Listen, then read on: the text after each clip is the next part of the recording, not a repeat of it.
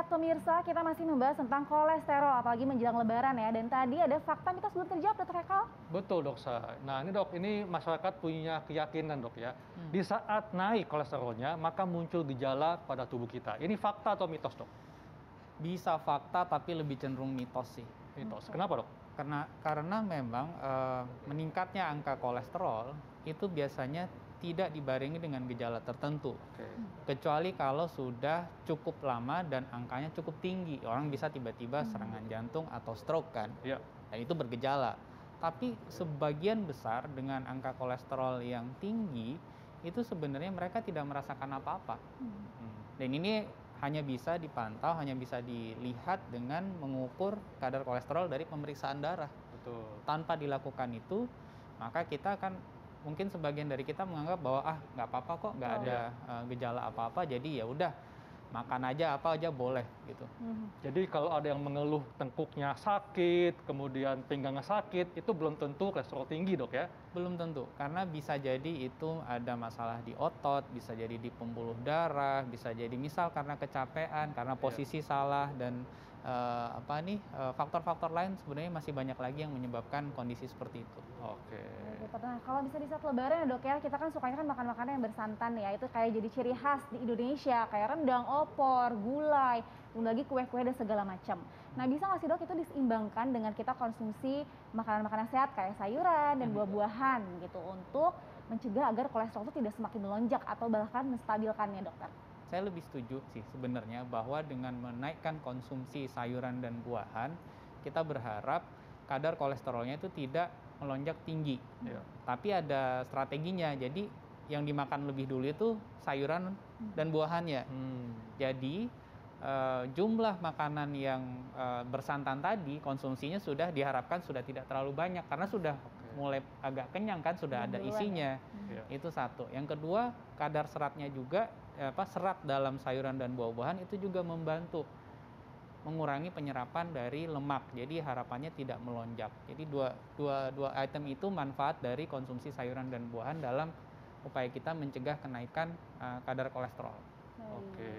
Jadi memang penting banget untuk diimbangi dengan konsumsi banyak sayuran dan buah-buahan dok ya? Dok, ini berikutnya juga ada dok, fakta mitos. Proses pemanasan masakan seperti gulai atau rendang akan meningkatkan kandungan garam dalam masakan dan juga kolesterolnya. Ini fakta atau mitos dok?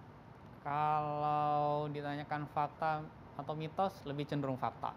Fakta, kenapa dok? Karena pada saat proses pemasakan, misal tadi makanannya gulai atau rendang ya, maka kadar airnya berkurang. Kecuali kalau ditambahin air lagi ya. Kalau tidak, biasanya kuahnya akan menjadi lebih kental dan di situ garamnya akan lebih tinggi konsentrasinya, demikian pula dengan kadar lemaknya yang juga akan berkontribusi terhadap kenaikan kadar kolesterol. Di sisi lain memang ada beberapa riset yang sudah mencoba mengevaluasi bagaimana kondisi dari sebuah masakan yang dipanaskan. Kalau itu sifatnya rebusan, kadar minyaknya bisa berkurang. Asal air rebusannya nggak ikut diminum ya, nggak ikut dikonsumsi. Tapi kalau dia digoreng, apalagi tambahan minyak goreng lagi, maka kadar kolesterolnya meningkat. Dan juga mungkin sebaiknya tidak memanaskan berkali-kali masakan yang bersantan maupun yang bumbu kayak rendang dok ya? Dianjurkan kalau memang untuk yang makanannya bersantan, nah ini tentu taktiknya lebih ke ibu-ibu yang di rumah yang lebih paham ya. Bagaimana supaya pemasakan dari makanan bersantan itu tidak berulang-ulang. Karena idealnya paling 1-2 kali aja dia dipanaskan. Ya betul, jadi ibu juga harus cermat ya untuk menyajikan porsi mungkin ya, porsinya bagaimana. Dokter, kalau ngomong masalah kolesterol nih, biasanya kan orang-orang tuh cenderung mikir bahwa kolesterol ini adalah diidap oleh orang-orang yang sudah dewasa atau bahkan sudah lebih dari 40 tahun nih. Bagaimana dengan anak-anak dokter? Nah, apakah anak-anak bisa memiliki kolesterol yang tinggi?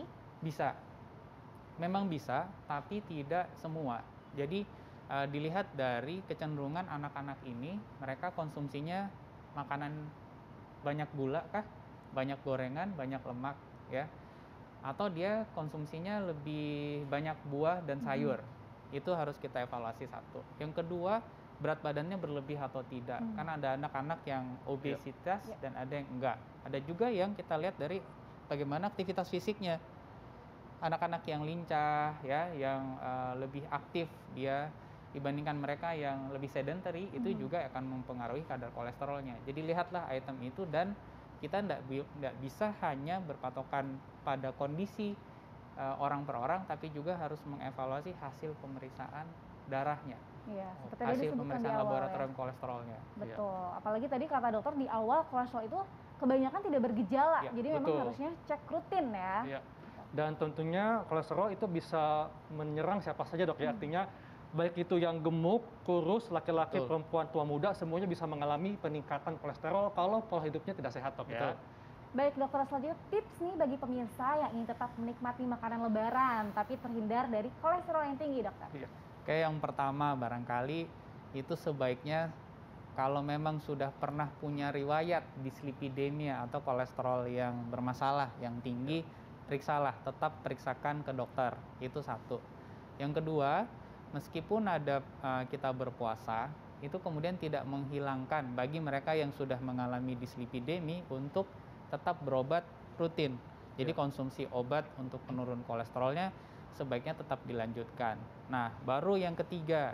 Yang ketiga ini seperti yang kita bahas tadi bertiga, itu adalah lebih menambahkan lagi konsumsi sayuran sama buah-buahannya. Supaya konsumsi gula dan gorengannya itu godaannya udah berkurang. Kan gitu. Yang keempat, air putih ya, konsumsi air itu juga ikut membantu. Dan yang kelima juga aktivitas fisik. Ya, itu tetap diperlukan supaya kemudian kalori yang masuk dalam badan kita selama bulan puasa itu juga bisa tidak bertimbun di dalam badan, dan kalau bertimbun dia larinya ke lemak lagi, ke minyak lagi dia. Iya. Dan tentunya jauhi pola hidup yang salah dok ya, seperti merokok, kemudian kendalikan stres, dan tentunya harus hidup sehat dok ya. Baik dok, terima kasih untuk penjelasannya. Terima kasih dokter Haikal. Dokter Haikal, selanjutnya kita akan bahas yang ditunggu-tunggu. Lagi musim mudik kan dokter Haikal. Betul. Nah biasanya kalau mudik yang kerasa nih bagi penumpang apalagi nyetir ya, suka pegel-pegel. Nah kita akan membahasnya, jadi kemana-mana pemirsa, saat lagi tetap di Hidup Sehat.